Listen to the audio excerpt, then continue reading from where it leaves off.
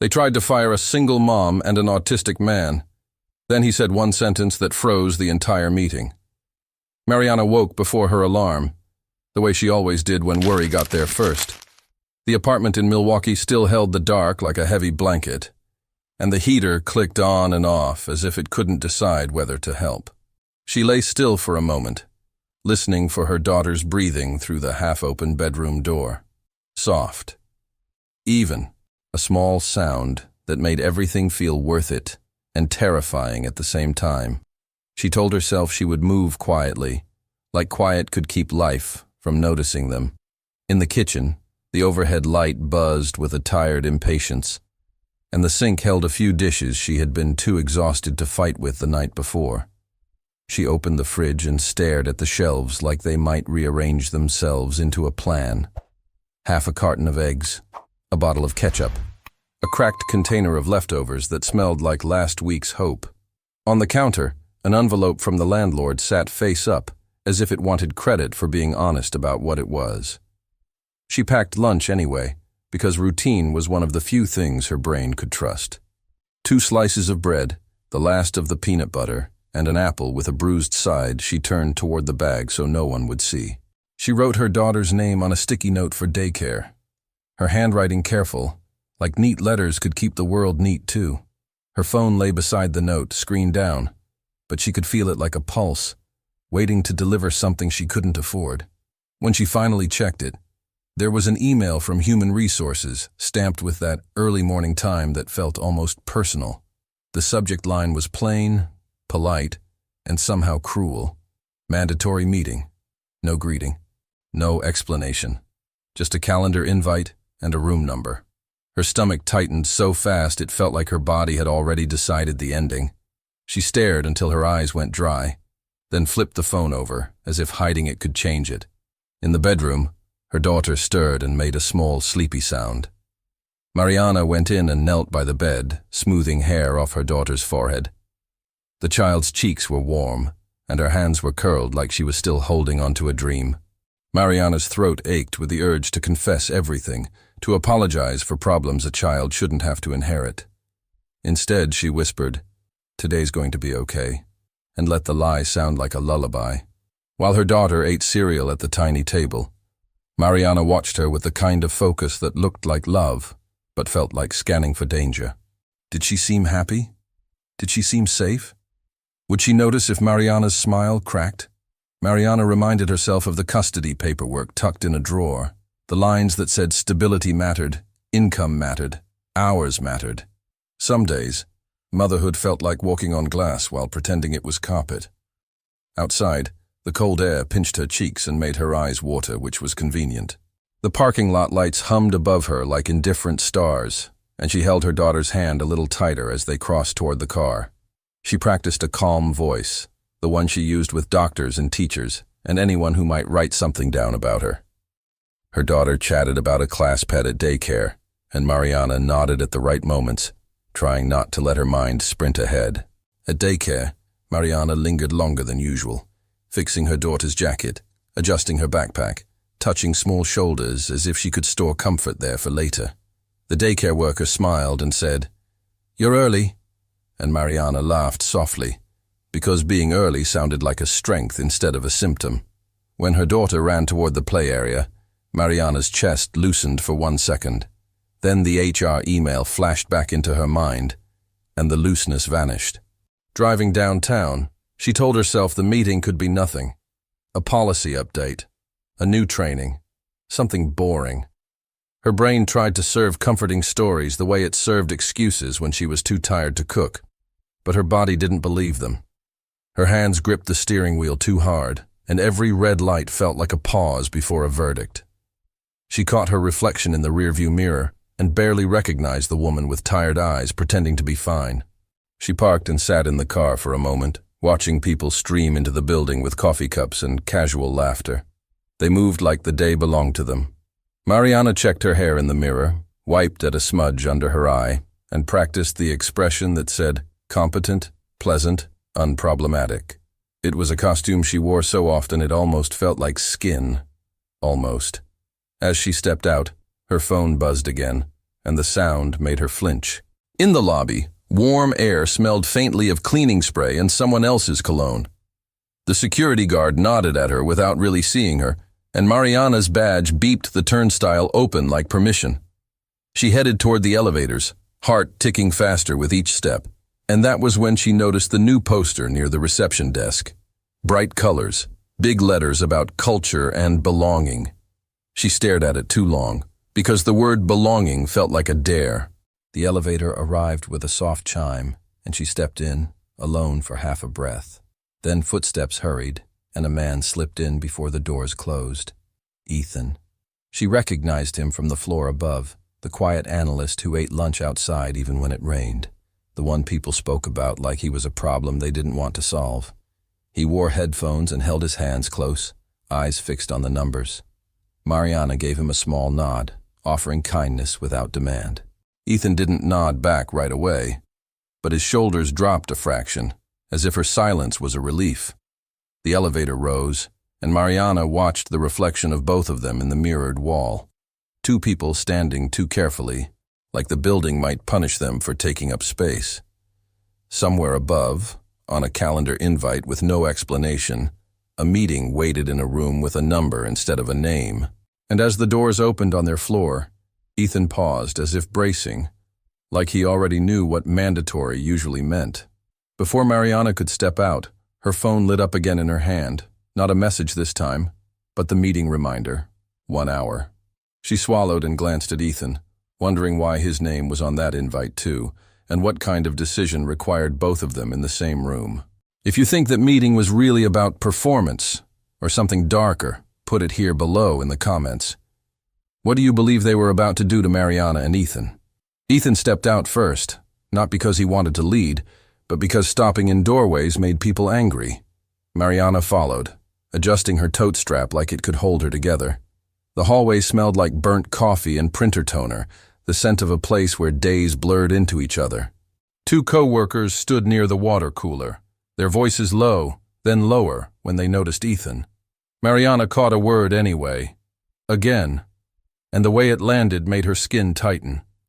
Ethan walked with measured steps, eyes tracking the floor pattern as if it offered rules that people did not. His headphones stayed on, but no music played. They were a shield more than a pleasure.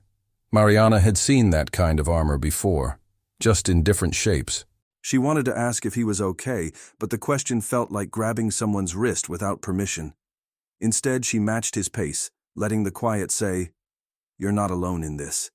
At her desk, Mariana logged in and tried to make her hands behave like nothing was happening. The email sat in her inbox like a stone at the bottom of a glass, visible, heavy, impossible to ignore. She opened it again, searching for a hidden clue, a softer sentence, a mistake that would let her laugh. There was only the room number and the time. The meeting title was the same bland phrase, as if someone had washed the meaning out on purpose. Her throat tasted like pennies. Across the aisle, Ethan sat down and aligned his keyboard perfectly with the edge of the desk. He opened a spreadsheet and stared at it without typing, like his mind had gone somewhere safer. A co-worker drifted past, smiled at Mariana, and then looked at Ethan with the kind of expression people saved for cracked sidewalks. The co-worker's smile didn't reach their eyes when they said, "Big day, huh?" Ethan didn't answer, and the co-worker walked away, satisfied. Mariana tried to work, but her thoughts kept snapping back to home. The custody papers, the daycare receipts, the judge's calm voice from last year, explaining that stability was love in legal language. She remembered signing her name and feeling like she was signing a promise with shaking hands. Her ex had called her dramatic when she cried about money, like fear was a hobby. Now the fear felt practical, almost polite, tapping her shoulder and saying, "You should prepare." A notification popped up, a message from her manager, Dana. "Can you stop by my office before the meeting?" No punctuation, no warmth. Mariana's stomach sank, then her mind tried to bargain. Maybe Dana wanted to warn her. Maybe Dana wanted to help. Maybe this was the moment when someone finally saw how hard she worked. She stood and smoothed her blouse, rehearsing a calm face the way people rehearsed prayers in a crisis. Dana's office had glass walls and a view of the whole floor like a fishbowl for authority. Dana didn't invite Mariana to sit right away. She kept typing, letting the silence stretch until it became a test. When she finally looked up, her smile was thin and practiced. "You've been doing a lot," Dana said, voice gentle in the way a locked door was gentle. "We just need to talk about expectations." Mariana nodded and felt the word expectations tighten around her ribs. Dana slid a printed sheet across the desk, not close enough to be helpful. Mariana leaned forward and saw bullet points. Availability, flexibility, team alignment. None of it mentioned performance. None of it mentioned the overtime Mariana never claimed because she was afraid of seeming difficult. Dana's eyes flicked toward Mariana's left hand, where a daycare bracelet still sat from drop-off, bright and childish against her skin. The glance was quick. It still felt like an accusation. Mariana tried to explain in careful sentences the way she spoke to people who had power over her life. She said she could adjust her schedule with notice. She said she could keep meeting goals. She said she cared about the team. Dana nodded like she was listening, but her gaze kept sliding past Mariana, toward the open floor, toward the elevator, toward something already decided. "This meeting," Dana said, lowering her voice, "it's just a formality." Mariana forced a small laugh that sounded wrong in her own ears. Back at her desk, Ethan was standing, looking toward the meeting room corridor as if he could see time moving. He held a sticky note between his fingers, creased like it had been gripped too hard. He didn't approach Mariana directly, but he set the note on the edge of her desk with the careful precision of someone placing something fragile down. 4 words, written in neat block letters. "Are you safe today?" Mariana stared at it, heart thudding, because it sounded like a question no workplace should ever require. She typed a reply on her computer, then deleted it, then typed again. Words felt risky. Finally, she wrote on a new sticky note. "Not sure. You?" She slid it back when no one was watching. Ethan read it, and for a second his face changed, something like recognition, like 2 people spotting each other in a storm. He nodded once, small, almost invisible. Then his eyes moved to the glass-walled meeting room down the hall, and his jaw tightened, as if he'd heard a sound Mariana couldn't. 10 minutes before the meeting, Mariana went to refill her water bottle, more for the excuse to move than for thirst. Near the break area, 2 co-workers spoke behind a cabinet door that didn't fully close. Mariana didn't mean to listen, but her brain caught the shape of her own name the way a tongue found a sore tooth. "She's always distracted," one voice said, amused. "You know kid stuff?" The other voice replied, "They're cleaning up the team image." The phrase made Mariana's spine go cold. She walked back slowly, trying to breathe like the hallway wasn't tilting. Team image sounded like a window they could throw people out of without leaving fingerprints. She looked at Ethan across the room, and suddenly the meeting invite made a different kind of sense, a cruel kind. Not 1 person at a time. 2, for efficiency. 2, so the room could watch who broke first. The clock in the corner clicked closer to the hour, and Mariana realized her hands were shaking, until she noticed Ethan's were shaking too. Mariana tried to steady herself with small tasks, the kind that made her look busy and therefore safe. She straightened a stack of papers that didn't need straightening, replied to an email she could barely read, and smiled at a coworker who didn't deserve it. Her brain kept looping one phrase, team image, like a song you couldn't turn off. It was vague enough to mean anything and sharp enough to cut. She hated how her body reacted, how fear made her feel guilty, as if panic were evidence of weakness. The closer the hour came, the more the office felt like a room holding its breath. People typed louder, laughed too suddenly, stood up just to sit down again. Mariana noticed how often eyes flicked toward her desk, then away. She understood the social math. If she was about to fall, they didn't want to be seen standing near her. Belonging in places like this was a temporary loan, and the interest rate was silence. She wondered who had decided she was no longer worth the cost. Ethan sat with his shoulders rigid, staring at his monitor while his foot tapped a precise rhythm against the floor. Tap, pause, like like he was counting down to impact. His headphones were still on, but Mariana could tell he wasn't protected from anything. Noise wasn't only sound. Sometimes it was meaning, the invisible pressure of eyes and expectations. He opened a document and closed it, then opened it again, as if trying to find the right doorway inside his own mind. Mariana watched him without staring, the way you watched someone carrying something fragile. A calendar reminder popped up on both their screens at almost the same time, and Mariana felt the timing like a shove. Mandatory meeting. Room 412. She stood, and for a second her knees threatened to soften. She grabbed her notebook, because holding something gave her hands a job. Ethan stood too, slower, and adjusted his sleeves, as if he needed the fabric to sit exactly right. They walked toward the corridor together, not speaking, the silence louder than any conversation. Near the corridor, the belonging poster gleamed under bright lights, too cheerful to be trusted. Mariana could see her reflection in the glass beside it. Eyes a little too wide, mouth held in a line that tried to be professional. She remembered her daughter's warm forehead that morning and felt a quick, fierce ache. Losing this job wouldn't just mean less money. It could mean the court seeing her as unstable, as a risk. The thought tightened around her lungs like a hand. They passed a cluster of managers near the meeting room. Dana was there, along with two executives Mariana barely knew, people who wore confidence like cologne. One of them looked up, smiled, and said, "Good, you're here." The smile didn't reach his eyes. Mariana noticed his gaze flick briefly to Ethan's headphones, then to Mariana's notebook, as if cataloging reasons. The executives spoke in soft voices, the way people spoke when they were trying to sound kind while doing something unkind. Inside the meeting room, the air was too cool and the table too polished, reflecting faces back at themselves. A pitcher of water sat in the center, like a prop nobody would touch. Mariana chose a chair near the end, instinctively wanting an exit, and Ethan sat one seat away, leaving a careful space as if space could prevent collision. The door closed with a gentle click that sounded final. Mariana's pulse thudded in her ears, and she hated that she couldn't control it. The executive who had smiled introduced himself again, even though Mariana had met him once, which made her suspect he didn't think of her as someone worth remembering. He talked about business needs and alignment, words that floated above the table like balloons hiding sharp objects. Mariana listened for the real sentence underneath. Ethan stared at the tabletop, eyes unfocused, as if looking directly at the speaker would make the words hit harder.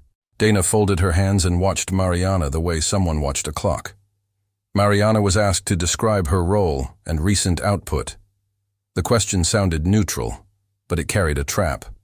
She answered carefully, listing tasks, projects, extra hours.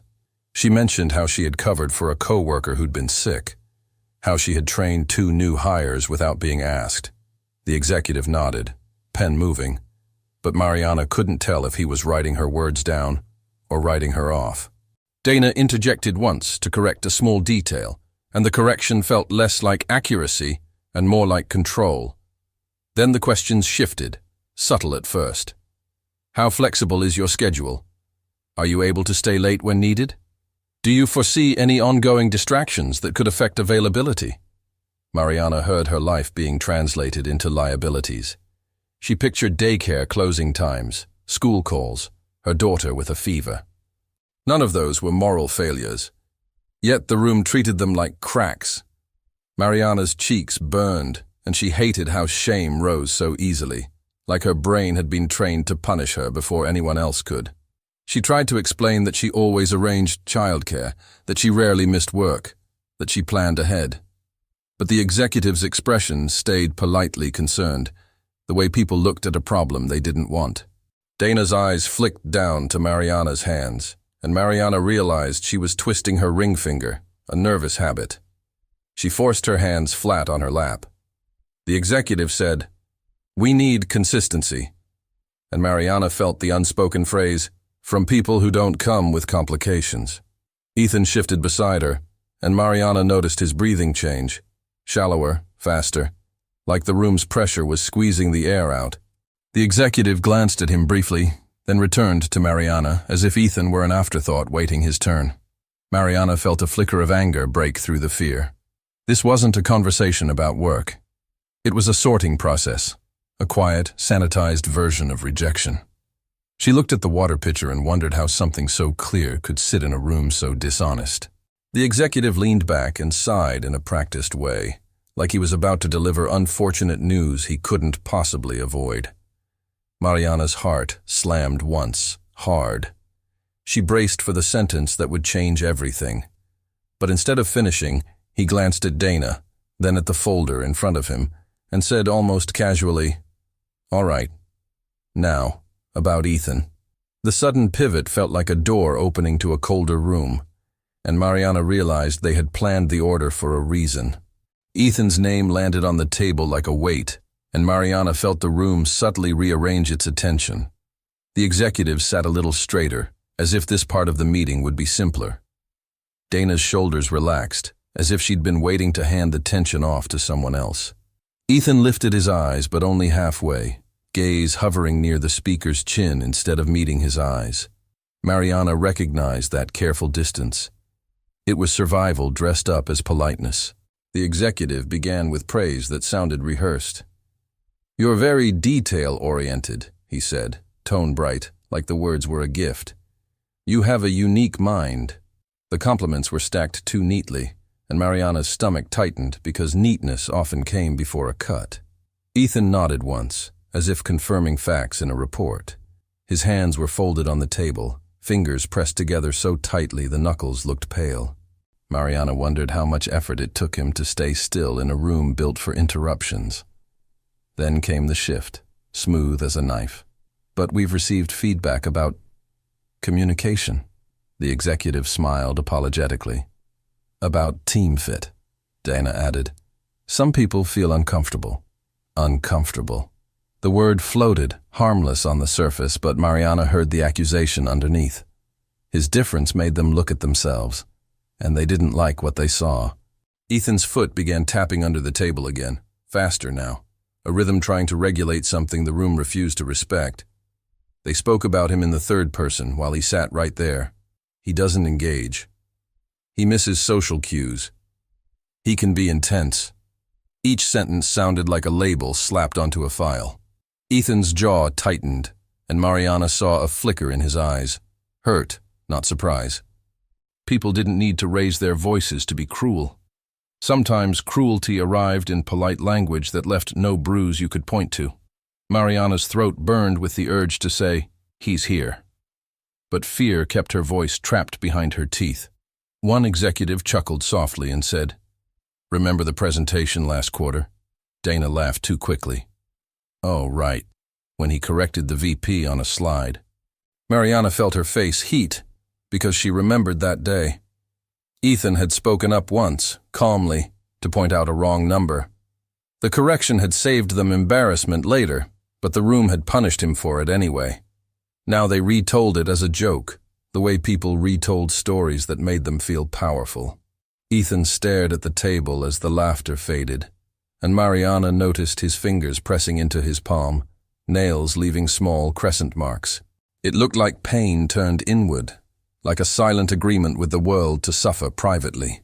Mariana thought of her daughter learning manners, learning to say please, learning to share. No one taught a child how to survive adult pettiness. No one taught you what to do when professionalism became a costume people used to hide their prejudice. The executive leaned forward, voice softening, as if kindness could erase what he was doing. "We want to set you up for success," he said. "But if the environment is challenging, maybe this isn't the right place." The sentence sounded reasonable, like a door opening, but Mariana heard the truth. They wanted him gone without calling it discrimination. Ethan swallowed, Adam's apple bobbing. He looked briefly toward the door, then back to the table, like he was measuring the distance to escape. Mariana's mind raced in a strange split. One part begged her to stay silent and survive, to protect her own job and her daughter's stability. Another part felt sick watching them do this, because silence would mean she accepted their story, that people like Ethan were the problem. She remembered the belonging poster in the hallway and felt a bitter laugh rise in her chest. Belonging in this place was conditional, It was a reward for being easy to ignore. The executive's tone grew firmer. "We've documented concerns," he said, tapping a folder. "We need your acknowledgement." Ethan's eyes flicked to the folder, then to the pen placed in front of him like bait. His breathing changed again, a tightness Mariana could almost feel in her own ribs. Mariana knew the body had its own language, the brain searching for safety, the nervous system trying to predict the next blow. Ethan's foot stopped tapping. Stillness replaced it, and the stillness was worse. Dana slid a paper slightly closer to Ethan, a small gesture that pretended to be helpful. Ethan didn't reach for it. He stared at the paper as if it were written in a dialect he didn't trust. The executive said, "It's standard," and that word, standard, hung in the air like a verdict. Standard meant normal. Standard meant not him. Mariana glanced at Ethan's hands and saw a faint tremor now, barely visible, like a signal leaking through cracks. Ethan finally spoke, voice low, carefully measured. "Can he clarify what he means by uncomfortable?" he asked, referring to the executive without using his name, as if naming him gave him too much power. The executive blinked, surprised, then smiled again.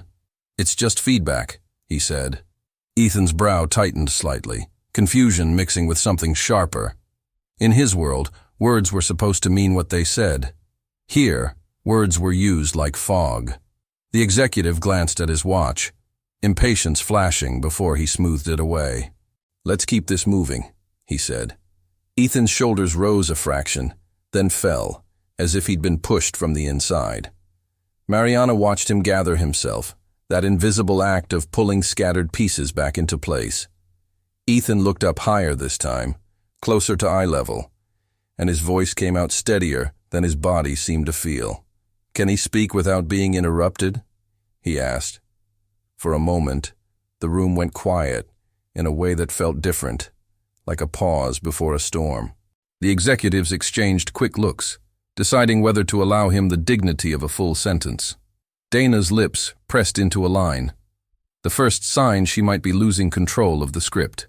Mariana felt a strange flicker of hope and fear at once, because if Ethan spoke freely, something could change, or something could break, and the executive, still smiling, said, "All right, go ahead," as if granting permission to breathe.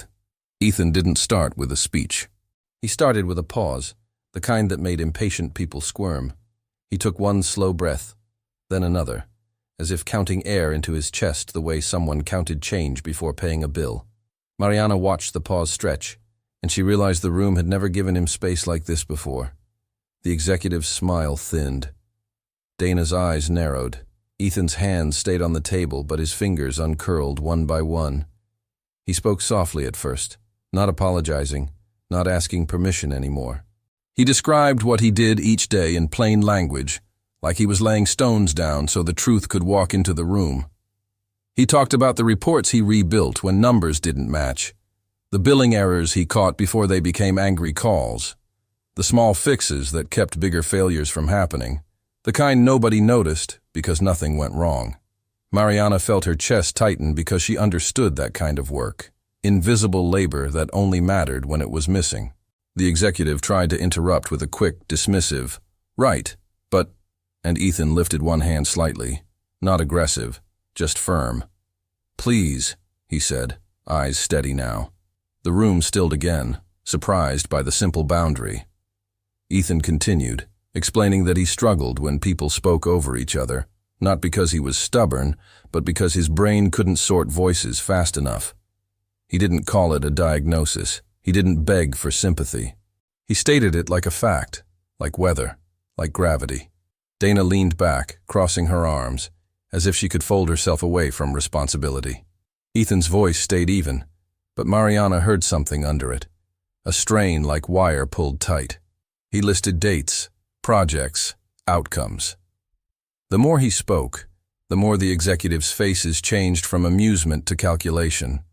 They were hearing value, and value made them uncomfortable in a different way, because it complicated their plan.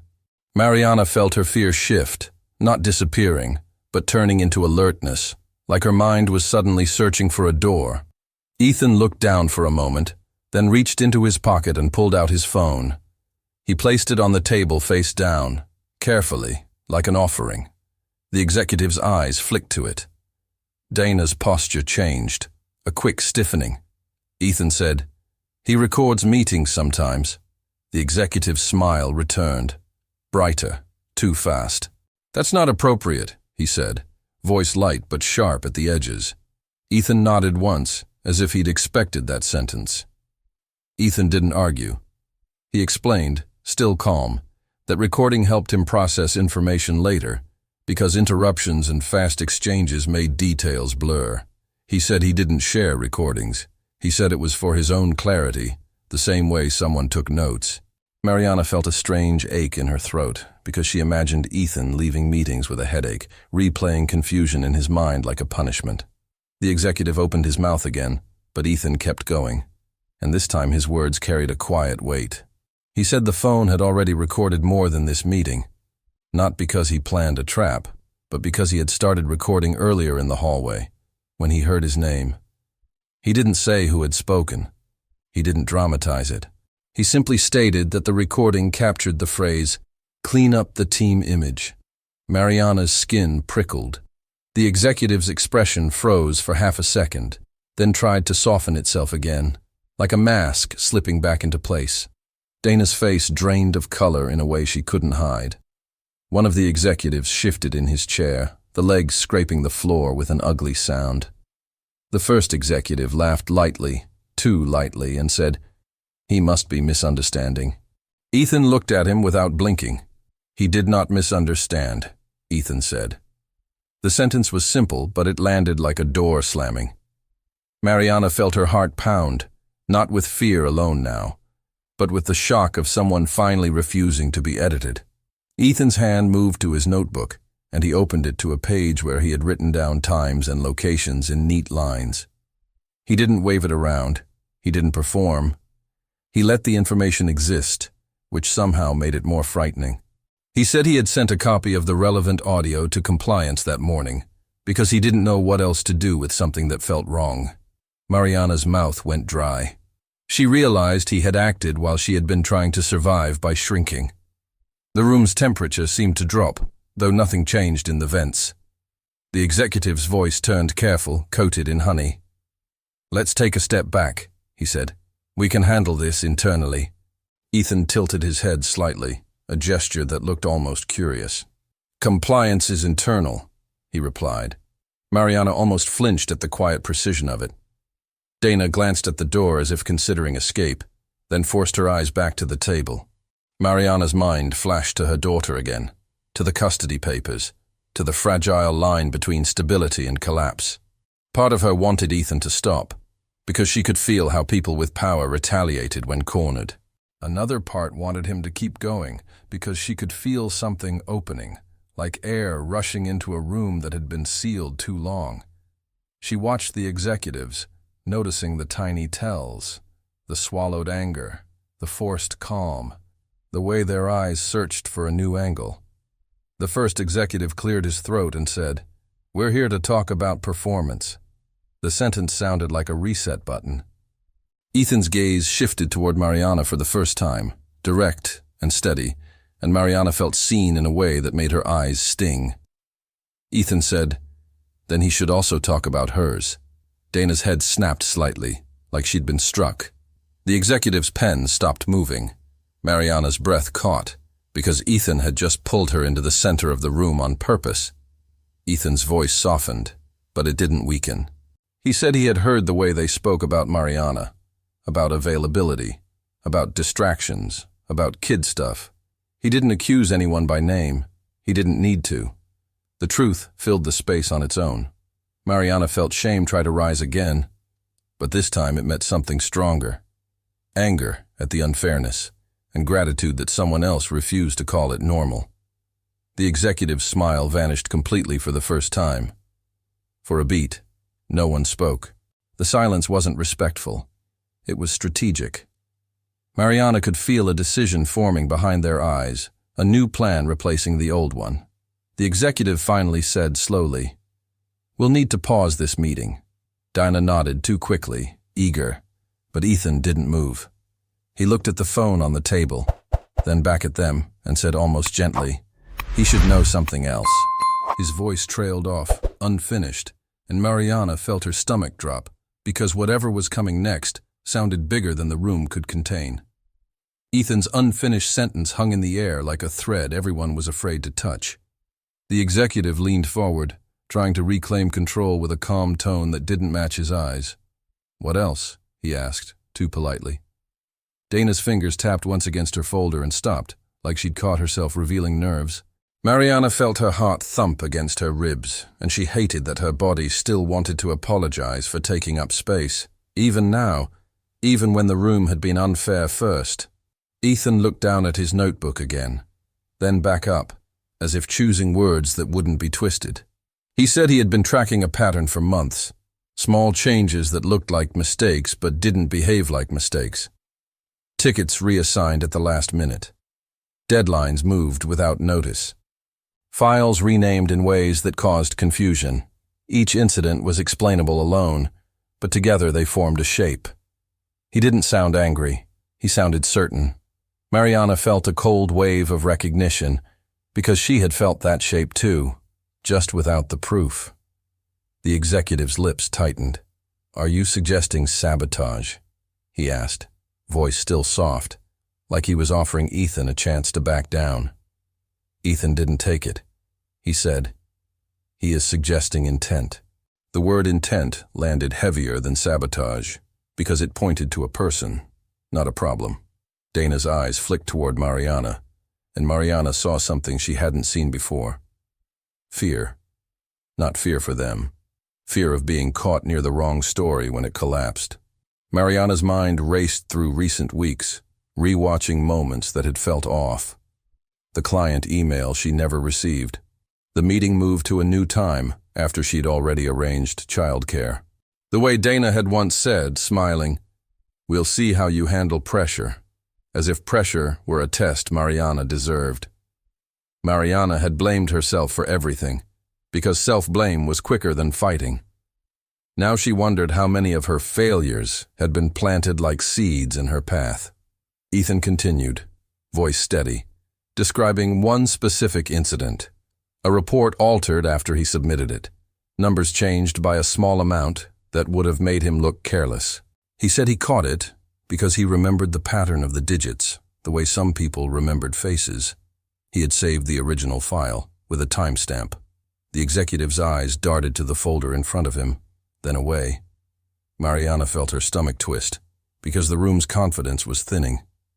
Dana cleared her throat and tried to laugh. "This is getting dramatic," she said, a word Mariana had heard her ex use. Dramatic was what people called truth when they didn't want consequences. Ethan turned his head slightly toward Dana, expression neutral, and said, "He prefers accurate." The calmness of it made Dana's cheeks flush.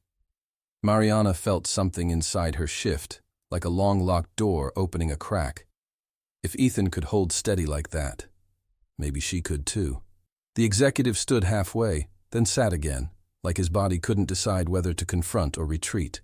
"We'll discuss this later," he said. Ethan nodded, but his nod didn't mean agreement.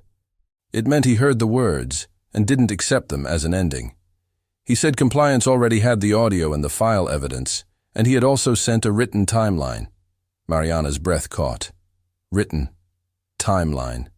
The kind of language that made institutions pay attention, whether they wanted to or not. The executive's tone warmed suddenly, almost friendly.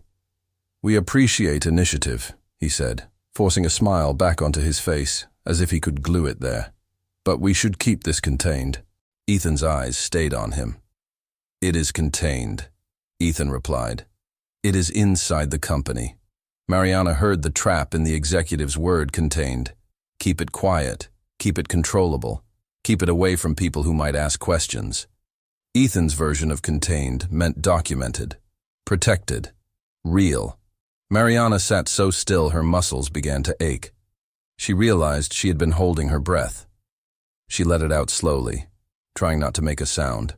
She could feel a moral line forming in her mind, bright and sharp. If she stayed silent, she might keep her job for a little longer.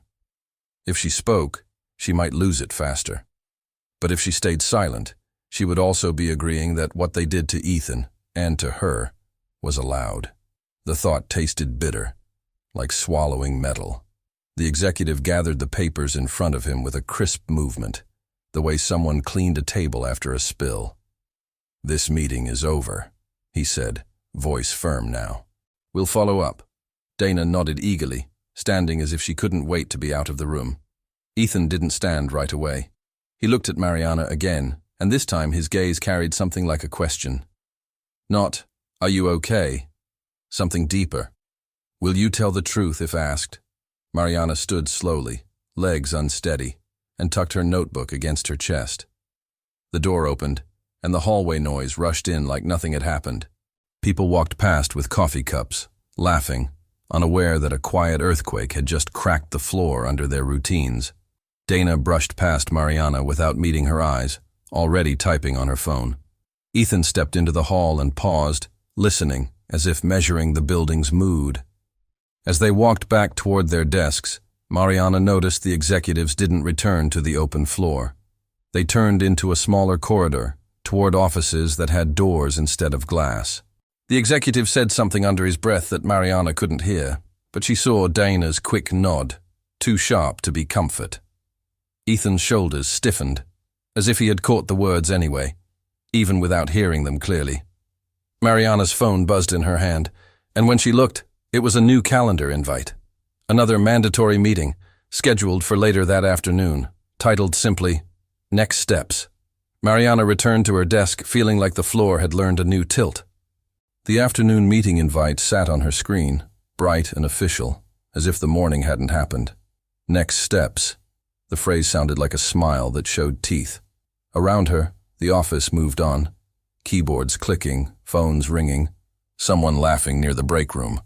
Life continuing because most people didn't know whose life was being rearranged. Mariana tried to focus on a task, any task, but her eyes kept snapping back to the time on the invite. Ethan sat down without taking off his headphones, though Mariana noticed the cord wasn't connected to anything. He stared at his monitor, then minimized everything until the desktop was bare, like he needed emptiness to think. A coworker walked past and said something to him, a joke Mariana didn't catch, but Ethan didn't react. The coworker's grin widened anyway, pleased with their own bravery. Mariana felt her face tighten. She had spent years learning how to swallow anger so it wouldn't cost her. Now the swallowing tasted like ash. A new email hit Mariana's inbox from payroll, asking her to confirm her standard hours. Standard. That word again, like a gate that only opened for certain kinds of lives. She stared at it and felt the familiar, humiliating urge to prove she deserved to exist in this building. Her thoughts jumped to daycare hours, then to the custody paperwork, then to her ex's smirk when he said she was barely holding it together. The brain clung to old insults like they were evidence, because the nervous system loved patterns, even painful ones. She glanced toward the glass-walled meeting room down the hall and saw it was empty now, chairs pushed in, the water pitcher still untouched. It looked ordinary, which made it worse. Ordinary rooms hosted extraordinary damage, and then stayed spotless. Mariana opened a spreadsheet and typed numbers she couldn't remember later, just to keep her hands from shaking. She thought about texting her sister, but what would she say? My job might end today, and with it my custody. The sentence felt too large to send. An hour later, Dana walked through the floor with a new energy, faster steps, clipped smiles. She stopped at a few desks, speaking in low tones, and each conversation ended with the other person nodding too quickly. Mariana watched the pattern and felt her skin prickle. Donna wasn't checking in. Donna was preparing the room, like setting pieces on a board. When Dana reached Mariana, she leaned in and said, HR may need to ask you some questions later. Just be honest. The kindness in the words felt manufactured. Mariana forced a nod. Of course, she said, voice steady by habit. Dana's eyes flicked toward Ethan, then back, and she added, Try to stay calm, okay? Mariana almost laughed at the irony. Calm was always demanded from the person being cornered, never from the person doing the cornering. Dana walked away, and Mariana felt the old reflex to blame herself rise. Maybe she should have been more flexible, more grateful, less complicated. Then she remembered Ethan's calm voice. Accurate. Ethan stood suddenly, as if a thought had arrived with urgency. He walked to the printer area, picked up a packet, and returned to his desk with careful steps, keeping his eyes down. He slid the packet into a plain folder, then placed it in his bag. Mariana watched, curiosity sparking through the fog. What was he printing? Evidence? A resignation letter? A backup plan? He caught her glance and hesitated, then gave a tiny shake of his head, like he wasn't ready to share. Not yet. At lunch, Mariana didn't eat. She went to the restroom, locked herself in a stall, and pressed her forehead against the cool metal divider. Her breathing came in shallow waves. She tried to ground herself by thinking of concrete details. Her daughter's laugh, the smell of her shampoo, the weight of her small hand in Mariana's. But fear kept intruding, sharp and practical. Courts didn't care about effort. They cared about pay stubs. She pictured a judge looking at her and seeing instability, not struggle. The thought made her stomach churn. When she returned, she found a sticky note on her keyboard in Ethan's neat block letters. If they isolate you, don't sign. Her heart jolted. The message felt like someone turning a light on in a dark room, revealing the edges of a trap. She looked across the aisle, and Ethan was staring at his screen, expression blank, as if he hadn't placed the note at all. Mariana's palms went damp. Isolate you. Don't sign. It sounded like he had seen this play before, or studied it like a system. The afternoon meeting time approached, and the office began to subtly shift again. People left their desks more often, pretending to refill water, pretending to check the printer, circling like they expected a scene. Mariana hated being watched, hated how attention felt like pressure on her skin. She caught a coworker whispering near the elevator, eyes flicking between her and Ethan. The whisperer covered their mouth, too late. Mariana felt the old urge to shrink, to become invisible. But invisibility hadn't protected her so far. At 2 o'clock, Mariana received a message from HR. Please, come alone. Alone. The word hit harder than it should have, because it matched Ethan's warning. She looked over at Ethan, and he was already standing, bag on his shoulder, as if he'd been waiting for this exact message. Mariana's throat tightened. She wanted to ask him what he knew, how he knew it, but her voice wouldn't cooperate. HR's second message arrived a moment later, short and colder. Do not bring anyone with you. Mariana stood anyway, legs feeling distant. Ethan stepped closer, not blocking her path, just near enough that she could feel his presence like a boundary. He didn't touch her. He simply said, very quietly, they will try to rush her. The word rush made Mariana's pulse spike. Rushed decisions were how people got trapped. From the corridor, Dana appeared and smiled, too wide, and said, Ready? Mariana's mouth opened to answer, but before she could, she saw Ethan's bag shift, revealing the corner of a printed document stamped with one word that made her stomach drop. Termination. Mariana's eyes locked on that single word as if it were a siren only she could hear. Termination. It didn't feel like a document. It felt like a hand reaching for her throat. Dana kept smiling, the kind of smile that asked for cooperation while hiding impatience underneath. Mariana's mind tried to outrun the moment, calculating rent, groceries, daycare, court dates, all at once. Her body went cold, then hot, as if her nervous system couldn't decide whether to freeze or flee. Ethan adjusted his bag so the paper disappeared, but the damage was done. He didn't look at Dana. He looked at Mariana, steady and quiet, like a lighthouse in weather. She doesn't have to go alone, he said, voice low. Dana's smile faltered for a fraction of a second, then returned brighter, sharper. HR asked for Mariana only, Dana replied, using her name like a leash. This is confidential.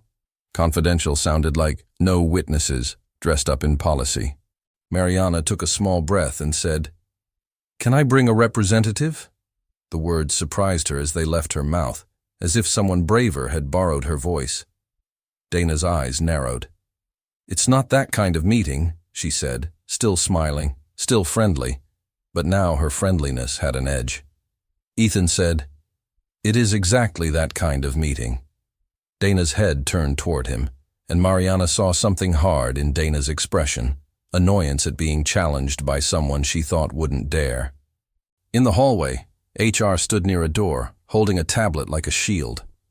The HR woman, Angela, had a careful face, the kind that promised empathy without actually offering it. "Mariana, thank you for coming," Angela said. "Just you, please." Mariana felt her feet hesitate. She pictured Ethan's sticky note. "Don't sign." She pictured her daughter, small and trusting, believing her mother could keep her safe. Mariana realized this wasn't only about money, it was about dignity, the kind that kept a person from believing they deserved mistreatment. Mariana stepped forward anyway, then stopped just short of the door. "I'd like to know what this meeting is about before I enter," she said, voice trembling but clear. Angela blinked, then gave a small, practiced nod. "It's a discussion about role alignment," she replied, words arranged like cushions over something sharp. Dana chimed in, "It'll be quick, quick." The same word from earlier, the one that always meant irreversible. Ethan's jaw tightened. Ethan spoke again, louder this time, not shouting, just firm enough that other heads turned. "She is allowed to ask questions," he said. A few co-workers in nearby cubicles pretended not to listen while listening anyway, their curiosity peeking through their silence. Angela's expression shifted, irritation flickering beneath professionalism. "Ethan, please return to your desk," she said. The way she said his name carried a warning. "Behave, or we will make you pay." Ethan didn't move. He reached into his bag and pulled out the folder he had printed earlier. His hands shook slightly, but his voice stayed steady, like his mind had decided fear didn't get to drive. "He has documentation," he said. "About the meeting this morning, about the phrase, 'clean up the team image,' about the altered report." Angela's eyes widened almost imperceptibly. Dana's face went pale again, and she tried to laugh. "This is inappropriate," she said, but the word sounded weaker than before. Angela lowered her voice. "Let's step into the room," she said to Mariana, more urgent now, as if privacy could still contain the problem. Mariana looked at the door, then back at Ethan. She saw the effort in his posture, the way he held himself like someone carrying a heavy object with fragile edges. She realized Ethan wasn't doing this because conflict felt good. He was doing it because the idea of unfairness was louder in his brain than the fear of consequences. That kind of courage didn't come with fireworks. It came with shaking hands. Mariana turned to Angela. "I will not sign anything today," she said, surprising herself again. "If this is about my job, I want it in writing, and I want time to review it." Angela's mouth tightened, then softened into a corporate smile. "Of course," she said, but her eyes said something else. "Inconvenient." Dana leaned in and whispered, "Don't make this harder than it needs to be." Mariana felt her cheeks burn because the whisper tried to make her feel childish for protecting her life. Ethan opened his folder and pulled out a single page, not handing it over yet. "He printed the termination form," he said, eyes on Angela. "It has Mariana's name on it." The hallway went quiet in a new way. A co-worker near the copier froze mid-step. Angela's gaze flicked to the page, then back up fast, as if looking too long would make it real. Dana's lips parted, then closed, like she'd been caught forgetting her role. Mariana's stomach dropped, but her spine straightened. Angela spoke carefully. "That document is not finalized," she said. Ethan tilted his head slightly. "Then why does it exist?" he asked. The question was simple, and that made it dangerous. Angela's composure wavered. "We prepare templates," she said. Ethan's eyes stayed steady. "For who?" he asked. Dana's breath hitched. Mariana felt the curiosity of the office press in like heat, people sensing a crack in authority and leaning toward it without admitting they wanted to watch. Dana stepped closer to Ethan, lowering her voice in a hiss that tried to stay polite. "You're making things worse," she said. Ethan didn't flinch. "He is making them accurate," he replied. Mariana almost couldn't believe how that word kept returning, like a compass pointing to truth. Angela swallowed and said, "Let's move this to a private conversation." Ethan's gaze didn't leave her. "Compliance should be present," he said. And the moment he said it, Mariana saw Angela's face change, because now this wasn't a quiet dismissal. Now it was a risk. Angela's tablet pinged softly, a new notification. She glanced down and her eyes widened just enough for Mariana to catch it. Donna leaned in to see, but Angela turned the screen away. Ethan watched Angela's reaction like he was reading numbers on a page, finding meaning in tiny shifts. Mariana felt a cold thrill of dread and hope. Something had moved behind the scenes, something bigger than this hallway. Angela cleared her throat and said, voice suddenly cautious, "Please wait here. Do not leave." Then she walked away fast, and Dana's smile finally broke. Dana stood frozen for a second after Angela disappeared, as if her mind had been trained only for plans that stayed quiet. Then she recovered, smoothing her expression into something calm that didn't match her breathing. "This is being handled," she said to Mariana, voice tight. Mariana didn't answer. She watched Dana's throat move as Dana swallowed, and for the first time Dana looked less like a manager and more like a person afraid of consequences. Ethan remained beside Mariana, not close enough to crowd her, just close enough to keep the space from becoming a cage. His shoulders were still tense, but his eyes tracked everything.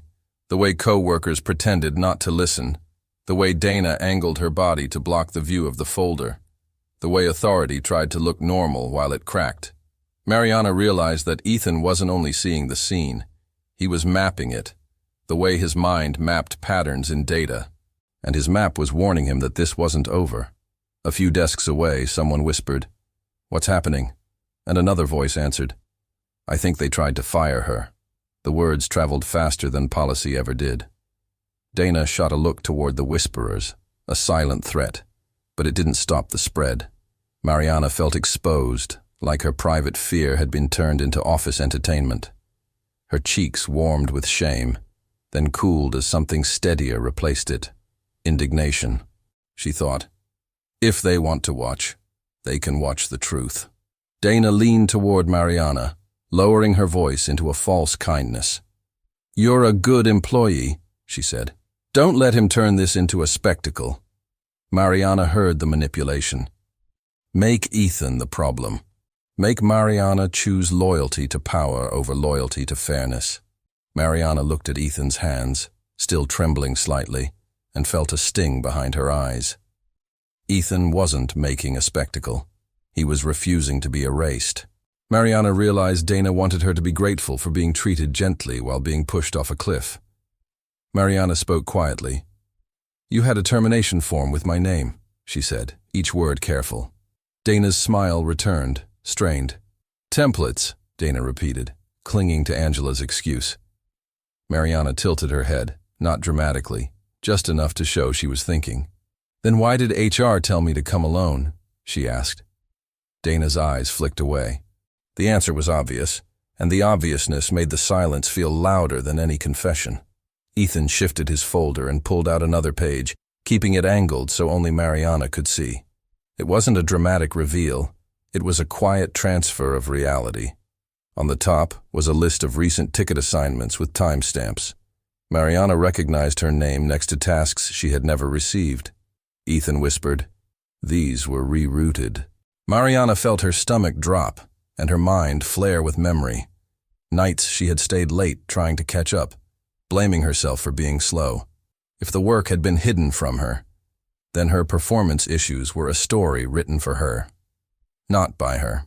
Mariana's hands shook as she looked at the page, not from weakness, but from the shock of being gaslit with spreadsheets and smiles. Her brain replayed Dana's past comments in a new light. "Let's see how you handle pressure. You've been distracted. We need consistency." Mariana had absorbed those words like a verdict, letting them shape how she saw herself. Now she felt something raw and painful, rage at how easily a person's self-image could be edited when authority repeated a lie often enough. Dana noticed Mariana's expression change and stepped closer. "What is that?" she asked, voice sharper now. Ethan calmly slid the paper back into the folder. "Documentation," he said. Dana's nostrils flared. "You can't just—" she began. But her sentence died when a new figure appeared at the end of the hall. A man in a suit, not one of their executives, walked toward them with purpose. Behind him, Angela followed, face pale and controlled. The man introduced himself to no one in particular, as if the building itself should recognize him. "I'm with compliance," he said, voice steady and neutral. The hallway seemed to shrink around the words. Dana's posture changed instantly, shoulders lifting, chin tilting, a person putting on a different mask. "There's been a misunderstanding," she said too quickly. The compliance officer didn't react. He looked at Mariana first, then Ethan, then at the folder in Ethan's hands, as if he already knew what it contained. Angela spoke softly, almost pleading with the air. "We're going to move this to a private room," she said. The compliance officer nodded once. "Mariana will have representation if she requests it," he replied, not asking permission. Dana's lips pressed together. Mariana felt a strange rush of relief, like a door had opened in a burning room. But relief didn't erase danger. It only changed its shape. Now the danger wasn't quiet termination. It was retaliation disguised as procedure. They walked into a smaller conference room, one with no glass walls. The door shut, and the silence felt thick. The compliance officer asked Mariana to explain what happened, but he did it in a way that didn't accuse her of causing it. Still, Mariana's mouth went dry. She had learned, over years, that telling the truth didn't always protect you. Sometimes it just made you the person who couldn't let things go. She glanced at Ethan, and he nodded once, a small anchor. Mariana spoke, voice shaking at first, then steadier. She described the morning meeting, the questions about availability, the hint that her motherhood made her unreliable. She described being told to come alone, the pressure to move quickly, the way Dana framed her caution as drama. The compliance officer listened without interrupting, writing notes. Angela stared at the table, fingers clasped too tightly. Dana kept her face blank, but Mariana noticed the muscle jumping in Dana's jaw.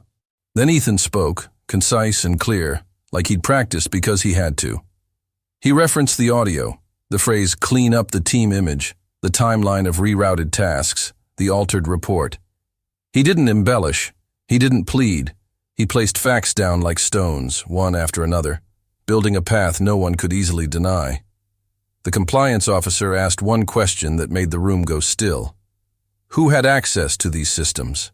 Dana's eyes flicked to Angela. Angela's eyes flicked away.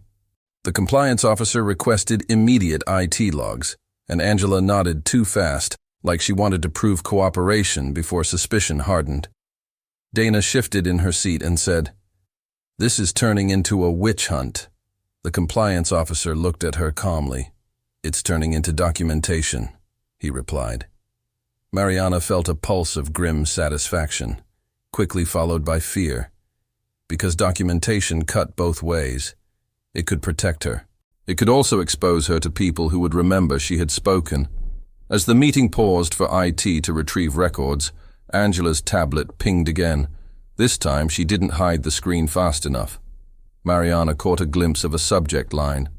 Formal complaint received. Beneath it was a name that made Mariana's stomach clench. Her ex's last name. The world narrowed to a point. Mariana's mind snapped to the custody case like a rubber band. Why would her ex be connected to this now? Today, at the exact moment her job was threatened. Mariana stared at Angela's tablet as if the screen had just spoken her name out loud. The subject line was only visible for a breath, but her brain grabbed it the way a hand grabbed a railing on a steep staircase. Formal complaint received, and beneath it, her ex's last name. Her mouth went dry so fast it felt like her body had drained itself. She didn't know what the complaint said, or why it had arrived now, but timing like that rarely came by accident. It felt like someone had reached into her personal life and twisted it until it touched the office. Her mind jumped backward to nights she wished she could erase, her ex pacing the living room, voice silky with contempt, telling her she'd never manage without him. He didn't hit. He didn't need to. He used doubt the way other people used fists, leaving bruises on the inside where no one could point. When she finally left, he switched tactics and called it concern. He told the court he just wanted what was best for their child, while quietly hoping Mariana would stumble. Now that last name on the tablet looked like a hand slipping back under the door. The compliance officer noticed Mariana's expression change. "Mariana?" he asked gently, not as a trap, but as an invitation. She swallowed, feeling the way fear tried to clamp her throat shut, and she forced her voice out anyway. "I saw a message," she said, careful. "It mentioned my ex." The room stilled. Dana's eyes widened for half a second before she smoothed her face again. Angela's fingers tightened around the tablet, knuckles pale, like she wished she could squeeze the notification back into silence. Ethan's gaze sharpened, the way it did when numbers stopped making sense. Angela cleared her throat and attempted a calm tone. "That may be unrelated," she said, too quickly, like someone tossing a blanket over a fire. Mariana felt anger flare, then settle into something colder. Unrelated was what people said when they wanted you to doubt your instincts. She had spent years learning to ignore her own internal alarms because someone else insisted they were overreactions. She wouldn't do that now. "It's not unrelated if it affects my employment," Mariana replied, surprised by how steady her voice sounded when she stopped trying to be likable. The compliance officer lifted a hand slightly, signaling order. "We'll clarify," he said. "Angela, what is that complaint concerning?" Angela hesitated. That hesitation was a confession without words. She glanced toward Dana as if looking for permission, and the glance told Mariana more than any policy statement could. Dana shifted in her chair, crossing her legs with deliberate slowness, performing composure. Ethan watched the exchange like he was reading a code. Mariana felt a sick certainty forming. Someone had pulled strings that connected court fear to workplace fear. Angela finally spoke, voice careful. "We received a call this morning," she said. "A concern about safety and stability." Mariana's heartbeat thudded. Safety and stability were the exact words courts used when they wanted to decide who deserved custody. Mariana's hands clenched under the table. She remembered how her ex framed everything as concern, how he could say, "I just worry," and make her look defensive for protesting. She thought about the landlord letter at home, the thin edge of their finances, and she understood how close she already was to looking unstable on paper. Mariana forced herself to ask the question she didn't want to hear answered. "Did my ex contact the company?" The compliance officer's eyes narrowed slightly, not at Mariana, but at the situation. Angela nodded once, small and reluctant.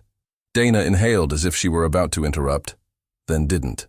Mariana felt her vision sharpen, as if the room had turned brighter and crueler. She pictured her ex sitting somewhere with a satisfied calm, knowing exactly which dominoes to tap. Not with violence, with bureaucracy. Ethan spoke softly, almost to himself, but loud enough to be heard. "So the timing is not random," he said. His voice held no drama, only logic. The compliance officer turned to him. "Do you have reason to believe coordination?" he asked. Ethan nodded and opened his folder again, this time pulling out a printed screenshot of an internal message thread he had saved. Mariana saw just a glimpse, Dana's name, another manager's name, and a line that made her stomach turn. "If we move fast, she won't have time to react." Ethan slid the page across the table without a flourish. The paper did the talking. Dana's face tightened. "That's out of context," she snapped, the first time her mask fully cracked. The compliance officer didn't flinch. "Then provide the full context," he said, voice even. Dana looked to Angela again, and the back-and-forth glance made Mariana's blood run colder. It wasn't only a bad manager. It was a system of quiet agreements, the kind that thrived on people staying afraid and confused. Mariana thought of how many times she had blamed herself for being tired, for being late, for struggling. Now she saw the cruel convenience of that self-blame. Angela tried to soften the room again. "We have a duty of care," she said. If we hear a report that an employee might be unstable, Mariana cut in, unable to hold it back. Unstable because I'm a single mother? She asked, voice trembling with controlled fury. Because someone who benefits from taking my child said something? Her words hung in the air. No one answered immediately, because answering honestly would sound ugly. The compliance officer's pen paused above his notes. Ethan's foot tapped once, then stopped, like he was forcing his body to stay calm. The compliance officer asked for specifics. Who called? What they claimed? Who authorized the response? Angela said she could provide the details through proper channels, which sounded like delay disguised as professionalism. Mariana felt panic try to rise again, but it met a new thought. Delay was what her ex always used. He didn't need to win outright. He only needed to exhaust her until she made a mistake. The thought was like seeing the trap from above. She looked at Ethan, and it hit her that his mind, so often mocked, was exactly what they needed right now. His insistence on timelines and proof. Ethan added something that made the room tilt again. He said he had noticed Dana receiving frequent calls during work hours in recent weeks, stepping into the stairwell each time, returning with a smile that didn't match her eyes. He said he hadn't cared until the patterns aligned. The rerouted tasks, the sudden concerns, the push to isolate Mariana. He didn't claim certainty. He offered observation. The compliance officer's gaze sharpened, because observation was the seed of investigation. Dana's hands curled around her chair arms, knuckles whitening. Mariana's phone buzzed on the table, a vibration that felt like a warning. She looked down and saw a text from an unknown number with a simple line. He doesn't need to know you're falling apart. Her throat tightened. The sentence sounded like her ex's voice, even without proof. It wasn't a threat with violence. It was worse. It was a reminder that someone was watching her emotions, waiting for her to break in a way that could be recorded, repeated, used. She locked her screen without replying, feeling Ethan's gaze flick briefly to the phone, then away, respecting her privacy while understanding the danger. The compliance officer stood and said he was initiating an immediate protective hold. No termination actions, no schedule changes, no disciplinary documentation until the investigation concluded. Angela nodded, but her eyes showed strain, like she was calculating damage. Dana opened her mouth to protest and then closed it, realizing protest would look like guilt. Mariana felt relief wash through her, warm and shaky, but it didn't solve everything. Her ex's complaint still existed, floating in some system that could touch the court. The fight wasn't only in this building. It was in the story people told about who she was. After the meeting, Mariana and Ethan stepped into the hallway together, and the office noise hit them like a wave.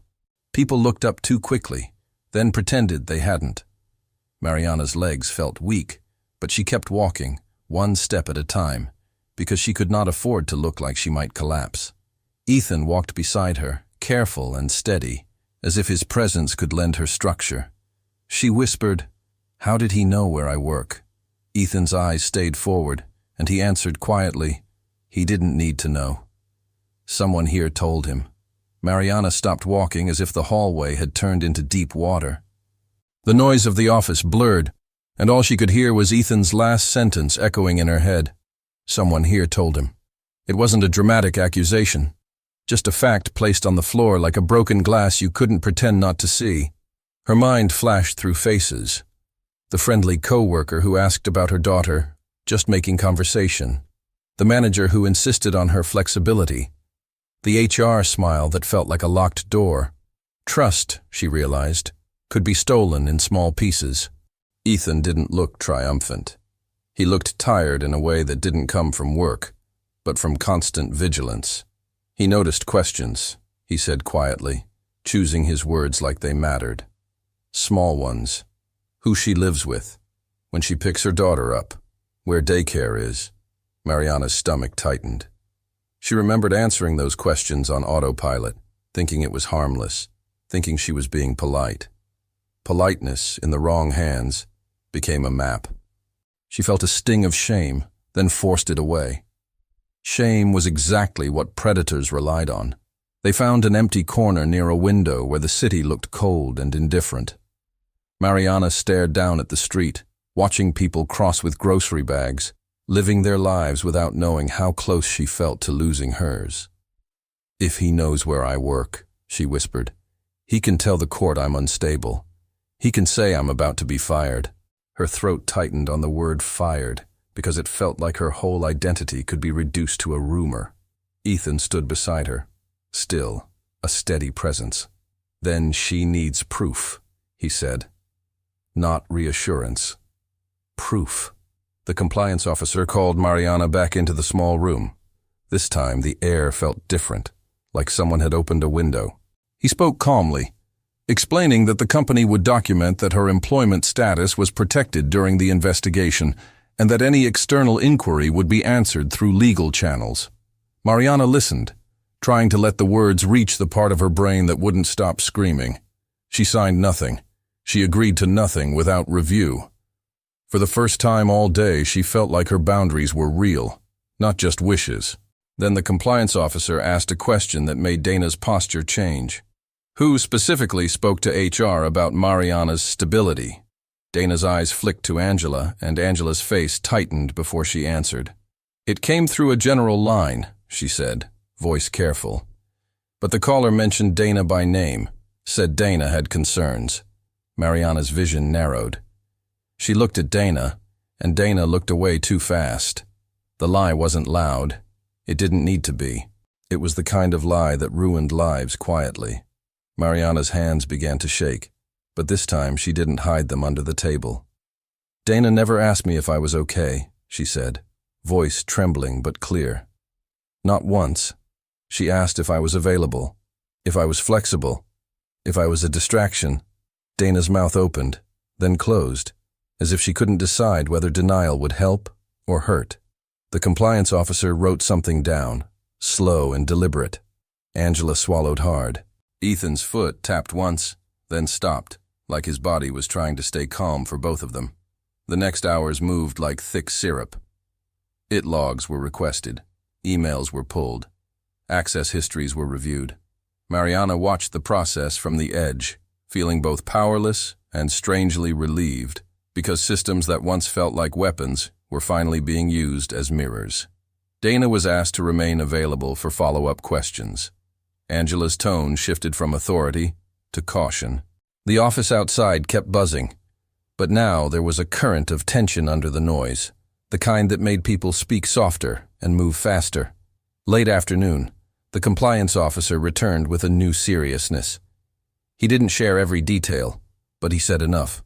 The rerouted tasks had been reassigned by an account with manager permissions. Dana's credentials. The altered report had been edited from the same access group. The stability concern call had been followed by internal messages about moving quickly. The pieces clicked together with a horrible clarity. This wasn't a misunderstanding. This was a plan. Mariana felt her breath catch, not because she was shocked, but because she was finally certain she wasn't crazy. Dana's face went rigid, and her voice came out thin. This is not what it looks like," she said. Mariana waited for the familiar power to rescue itself with smooth words. It didn't come.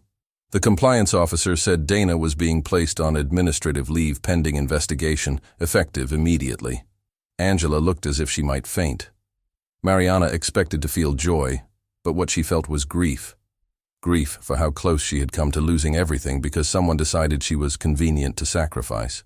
When the room emptied, Mariana and Ethan stood by the elevators again, the same place where the day had begun to crack. The building lights were warmer now, evening glow settling over glass and metal. Mariana's phone buzzed, and her stomach clenched out of habit. She looked. It was a message from the compliance officer, a short confirmation in writing. Her job was protected during the investigation, and any external request for employment verification would be handled formally. Mariana stared at the screen until the letters stopped swimming. The relief was quiet, almost fragile, like something you held carefully so it wouldn't break. Outside, the cold air hit her face, sharp and honest. She walked to her car as if learning how to move again. Ethan followed at a respectful distance, then stopped near the curb, hands in his pockets. Mariana turned to him, and the words came before she could polish them. "He tried to take my child with paperwork," she said, voice cracking, "and they almost helped him." Ethan nodded once, eyes fixed on a point beyond her shoulder, as if direct eye contact would make the moment too intense. "He saw that," he said. "That's why he didn't stay quiet." Mariana's eyes filled, not with weakness, but with the strange pain of being defended when you've spent years defending yourself alone. She thought about all the mornings she woke up early, all the times she smiled so no one would call her difficult, all the moments she swallowed fear because she thought that was what a good mother did. And now, standing under a streetlight with the city breathing around them, she realized something simple. Survival didn't have to mean silence. Sometimes, survival meant letting truth be seen. At daycare, her daughter ran into her arms with the force of pure trust. Mariana held her tight, breathing in the familiar scent of shampoo and crayons. The child's small hands squeezed her shoulders, and Mariana felt the day's terror drain out in slow waves. In the car, her daughter chattered about the class pet again, and Mariana answered with a voice that finally sounded like her own. She wasn't untouched, but she was still here, still capable, still someone her child could lean on. That night, after bedtime, Mariana sat at the kitchen table under the buzzing light and opened the landlord envelope again. It was still a problem. Life didn't magically become easy, but her hands didn't shake the same way anymore. She drafted an email to a legal aid office about the custody situation. She printed the compliance confirmation and placed it with her important papers. She didn't do it with dramatic speeches or grand vows. She did it the way tired people build strength, one small, deliberate step. Before turning off the light, Mariana checked her phone one last time. A new message sat there from an unknown number, shorter than the earlier one. "You got lucky." Her stomach tightened, but then she exhaled, slow. Lucky wasn't the right word. She looked down the hallway at her daughter's door, the soft line of light under it, and she understood what this day had really taught her. People would try to rewrite her life without asking. They would call cruelty policy, call bias culture, call control concern, but she was done letting them narrate her story.